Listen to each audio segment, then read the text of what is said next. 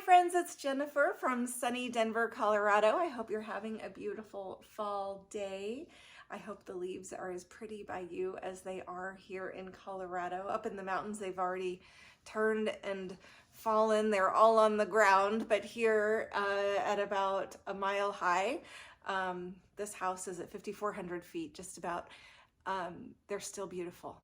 I wanted to do a little show and tell. Some of the things that I brought back from Africa. I thought you guys might enjoy that and how they kind of tie into the book.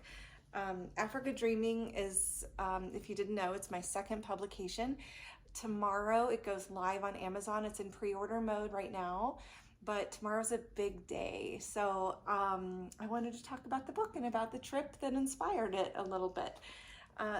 We'll start with this one. This is a little drum that I bought from a young mother on the street in Tanzania.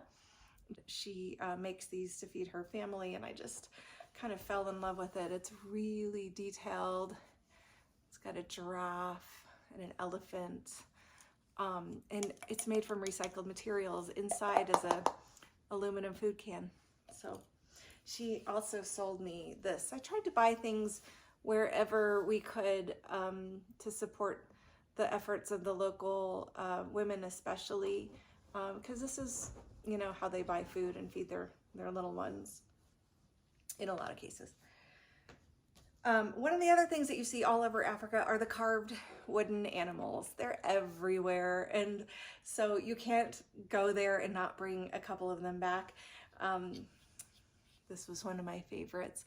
The zebra, I had no idea the numbers of them that we were going to see on the continent. It was really, you know, they're just beautiful on their own, but when you see them in the big herds, it's very moving. They're just beautiful, fun, graceful, feisty animals, and I just loved them. I'm happy to have this at home here in Colorado.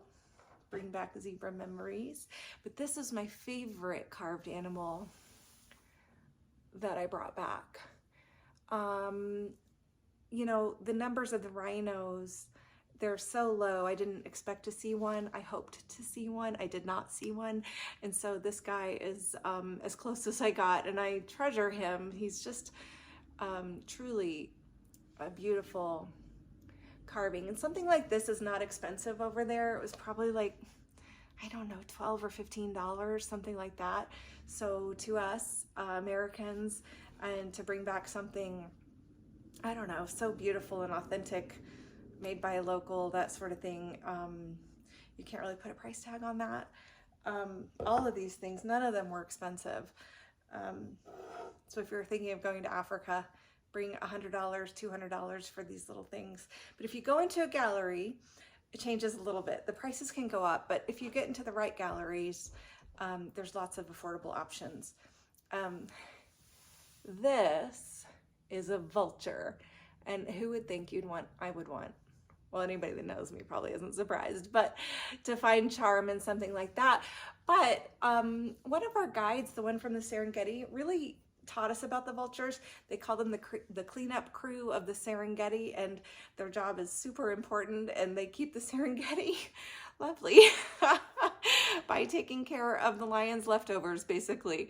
And they're, of course, happy to do it, but some of my photos of these guys in the trees, oh my gosh, they're not very cute in real life, but there's a place on this planet for all of us.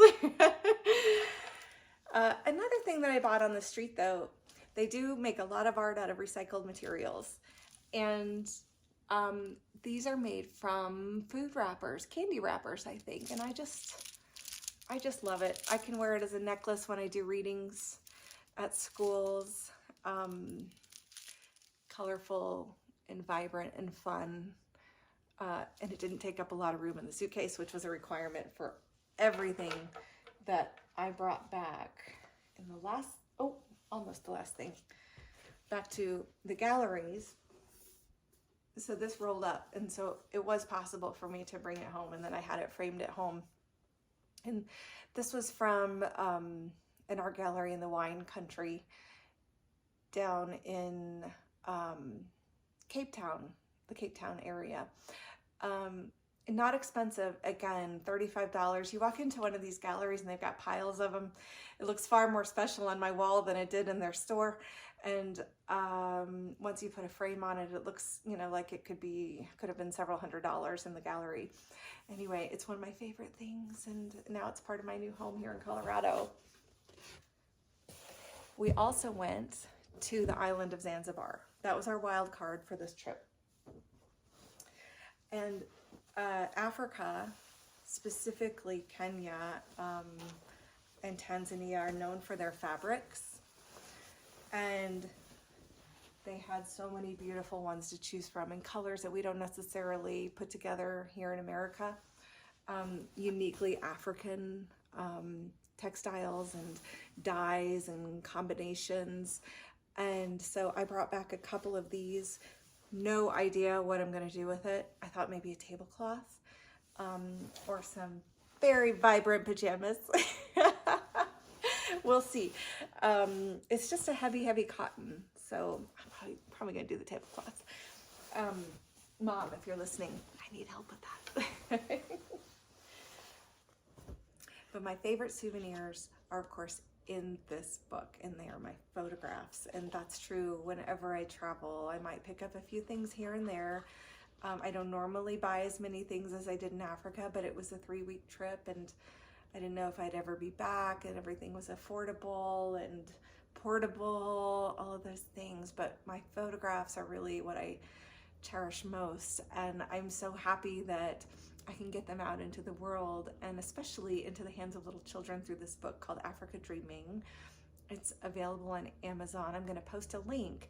It's been on pre-order until tomorrow, and tomorrow, the 18th of October, it goes live, which means that if you already have a copy, you can finally leave that review that you've promised me, and that means so much to me. So yeah, these are my real souvenirs right here, and you can have all of them in this book. This is a sweet little baboon feeding her baby. This book is meant to be for young children, but really anybody that loves photography or animals is going to enjoy this book. In Africa, friends come in all sizes, but sometimes you just want to be alone, and that's okay too. It's a very soothing text for children, and it's educational too. They're going to learn that there are penguins in Africa, and I had a unique opportunity to go visit them down at the very southern tip. I even show the kids right there on the continent is where all the penguins live. So I tried to make the book fun, educational, soothing, and a little sleepy toward the end, so they fall asleep for you at night. I hope you'll order it.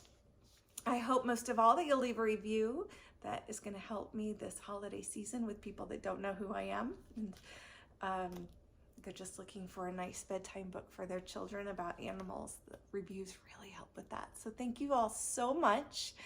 Again, enjoy this beautiful fall day. Thanks for being so supportive. I couldn't have gotten to this place, this day, in this new career without you. Have a great one. Bye-bye.